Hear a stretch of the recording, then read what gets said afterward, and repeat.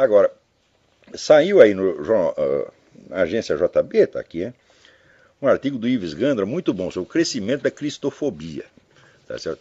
Ele mostra que esse negócio de perseguição a cristão no mundo já está alcançando proporções alarmantes. Pior é o seguinte, é que existem dois tipos de perseguição.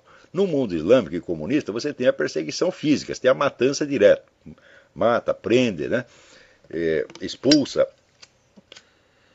E no Ocidente, você tem o cerco legislativo cada vez mais engenhoso, cada vez mais astucioso, porque eles sabem que eles não podem entrar, vamos dizer, num ataque direto, não pode proibir a religião, como se fez na União Soviética, né? Porque vai ter uma reação popular muito grande. Então o que você faz? Você cria pequenas legislações e pequenos regulamentos que vão pouco a pouco tornando impossível o culto religioso. Leis que obrigam o indivíduo, o crente, a agir contra a sua religião. Por exemplo, está lá a instituição católica, agora a instituição católica é obrigada a distribuir camisinha e anticoncepcional. E é obrigada a indicar clínicas de aborto. Então você impõe ao indivíduo o dever de violar a sua consciência religiosa. Se ele não violar a consciência religiosa, ele vai para a cana. É uma técnica que já foi usada no tempo da Revolução Francesa, em que eles fizeram um juramento, quer dizer, obrigava o clero a jurar fidelidade a um governo que era antirreligioso, anticristão. E quem não jurava fidelidade era expulso do próprio clero. Por quê? O governo assumiu o controle do clero, de maneira que os padres, todo o dinheiro que eles recebiam para o seu sustento, vinha do governo e não da igreja. O governo tomou todos os bens da igreja, e a partir daí ele pagava um salário para os padres. Então, padre virou emprego público. Então é o seguinte, agora ou você jura fidelidade ao governo, ou nós te tiramos do clero. Então, não era uma perseguição em massa, era uma perseguição um por um, que isolava as pessoas, tá certo? E as deixava indefesas contra o governo. Exatamente a técnica que estão usando agora. E estão usando em toda parte. Isso quer dizer, vamos falar o português claro, existe no mundo, em plena execução, um processo de extinção da religião, especificamente da católica. Não dá para esconder mais. É uma coisa uniforme em todo o mundo, as técnicas são as mesmas e a possibilidade de isso ser coincidência é zero. Tá certo? Vocês leiam no livro do Lee Penn, False Dawn, que eu já mencionei aqui, tem toda a documentação do projeto de implantação de uma religião biônica mundial. Esse projeto está em plena fase de implementação. E toda essa gente, Dilma Rousseff, Gilberto Carvalho, está tudo trabalhando para isso. Não se iludam. Agora, outro dia veio aquele senador evangélico, Magno Malta, né? Fez um belo discurso contra os abortistas e gaysistas do governo, dizendo que eles estão impondo o império gay a toda a nação contra a opinião da maioria. É verdade.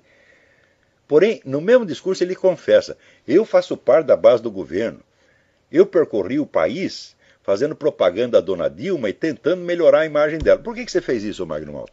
Foi por falta de aviso? Não, você fez isso porque você é um analfabeto. Você não tem cultura política suficiente para saber com o que você está lidando.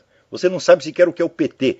Você nem leu sequer os documentos internos do PT. Você não sabe a história do movimento comunista no Brasil e na América Latina. E, no entanto, é senador. Então, você é feito de trouxa com a maior facilidade. Depois que quando percebe que é feito de trouxa, fica louco da vida. Só que você percebe com atraso. Porque que eles iam fazer isso, eu estou dizendo isso há 20 anos. E como é que eu estou dizendo isso? Por adivinhação? Não, é porque eu li as atas de congresso do PT e li as atas do Congresso de São Paulo, do Foro de São Paulo, e sei o que eles vão fazer porque eu sei o que eles dizem que vão fazer. Então, os caras dizem que vão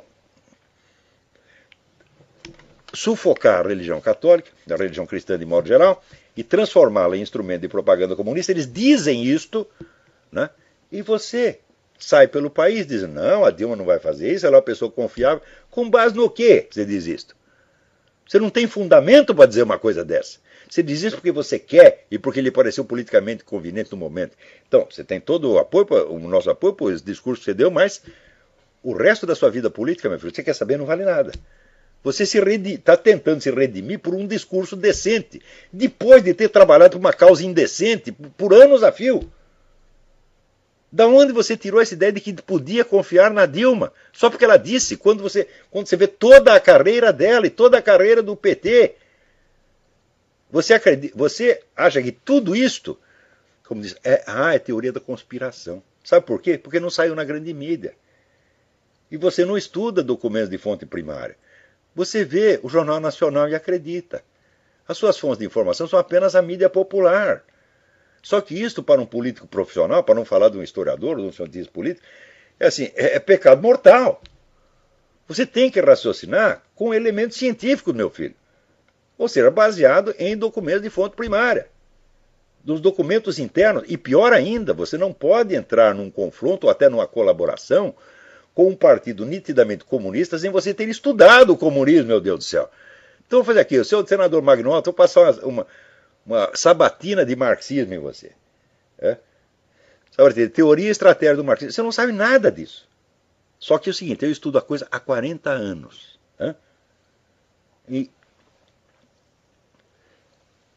Só que a minha opinião não vale. Por quê? Porque ela se baseia em informações eruditas, informações que não são acessíveis ao povo e que quando você as usa num debate, elas não têm aquela credibilidade automática das mentirinhas que foram repetidas 1000 vezes pela Globo, pela Folha, etc, etc.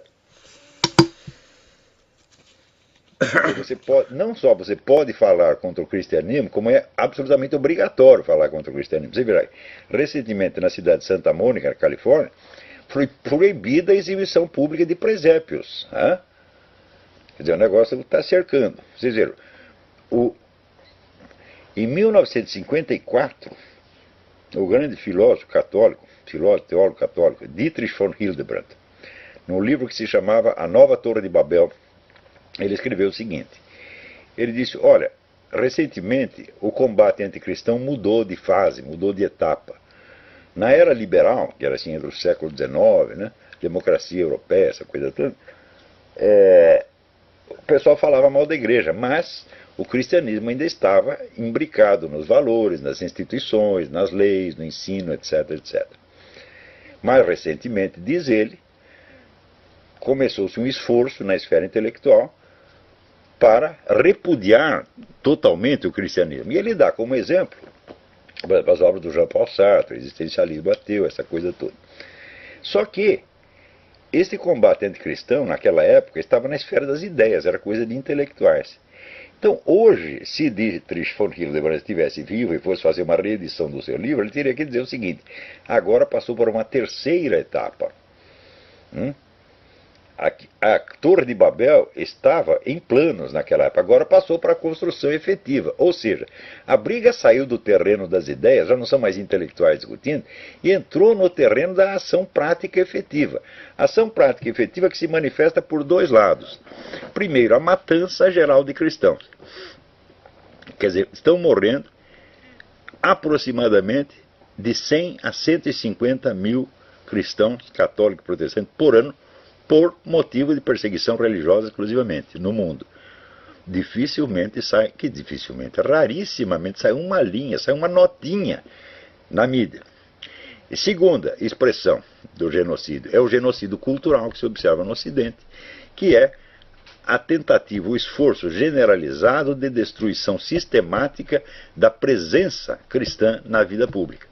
Então, o que está se procurando fazer é implantar em todo o Ocidente um sistema igual ao do Irã, onde você pode ser cristão na sua casa, na sua vida privada, tá certo? Até na privada, você tem que fechar no banheiro para você ser cristão ali dentro. Porque se abriu a boca para falar de cristianismo na vida pública, tu vai para cana. Isto é o que está se implantando no Ocidente desde já, ao mesmo tempo e pelas mesmas vias e através das mesmas pessoas e grupos que estão promovendo leis e campanhas de proteção à religião islâmica, que se tornou intocável. É claro que corre muito dinheiro por baixo disso, né? Então, eu diria que manter o homem do filminho na cadeia tem esta função secundária, já é para reforçar, né, o caráter intocável da religião islâmica. Ou seja, você pode falar contra o cristianismo, você pode falar o que quiser. Agora, contra o Islã, existe o crime de blasfêmia que é punido no Ocidente, nos Estados Unidos. O rapaz está lá por crime de blasfêmia contra a religião islâmica. Agora, contra o cristianismo, você pode fazer imagem de Nossa Senhora cheia de merda, você pode pegar um crucifixo e jogar dentro da urina. Você pode fazer o que você quiser, porra. E é aplaudido e tem verba pública para fazer isso. Então, esse é um bom motivo para manter o menino na cadeia. É para lembrar as pessoas, sutilmente, olha, não abra a boca contra o Islã porque nós te pegamos. Né? Quer dizer, a lealdade do seu Barack Obama, né, ao radicalismo islâmico é uma coisa notória. Inclusive, você vê, o que estava fazendo em Benghazi o embaixador Chris Stevens? Ele estava lá distribuindo armas aos chamados insurgentes, entre os quais há inúmeros membros do Hamas e da Al-Qaeda. Agora aqui, ó, o Ministério Público pede que a frase Deus seja louvado seja retirada das notas de reais. Fala, ó, Deus não está precisando de notas de reais, tá? Né? Mas que se tirar, para Deus não vai fazer a menor diferença. Né? Agora, isso faz parte do genocídio cultural. Quer dizer, você retirar todos os sinais da religião da vida pública, fazê-la recuar para a vida privada e, no fim, criminalizá-la e persegui-la. Então você tem o genocídio físico nos países comunistas e islâmicos e o genocídio cultural no Ocidente. Acontece o seguinte, o genocídio cultural sempre é preparativo do genocídio efetivo. E sempre foi assim, quer dizer, primeiro você quebra a espinha dorsal da comunidade, que são os seus valores, suas crenças, tá certo? O seu espírito de unidade, tá certo? Daí você pode mandar os caras para a cadeia ou para o pelotão de fuzilamento que ninguém mais liga. Então, você veja, este cara aqui, ele é evidentemente um cúmplice moral do genocídio anticristão mundial. E a mídia, quando não noticia o que está acontecendo, o silêncio, né, deliberado, também é colaboração com o genocídio. Se vocês estudarem a legislação internacional a respeito, vocês verão que todas estas condutas, quando praticadas contra os judeus, foram consideradas cumplicidade e crime. Só que os cristãos são bestas, eles não se lembram de usar a lei em favor deles.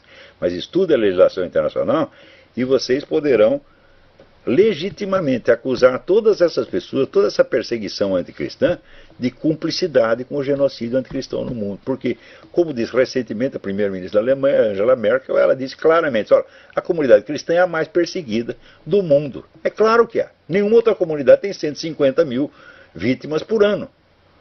Nem mesmo em guerra. Né? Quer dizer, isso aí, 150 mil vítimas por ano, isso aí são 6 guerras do Iraque por ano contra os cristãos. Agora, quando morre um desgraçado, um terrorista, ou quando você abre a boca para falar dos assassinos de cristãos, todo mundo se escandaliza, isso é perseguição, é racismo, é eurocentrismo, é não sei o que. Quer dizer, agora, se o pessoal cristão não quer se defender, ou não quer acreditar no que está acontecendo, então eles mesmos se tornam cúmplices da sua própria liquidação. Então daí, se você quer morrer, meu filho, ninguém segura. Né?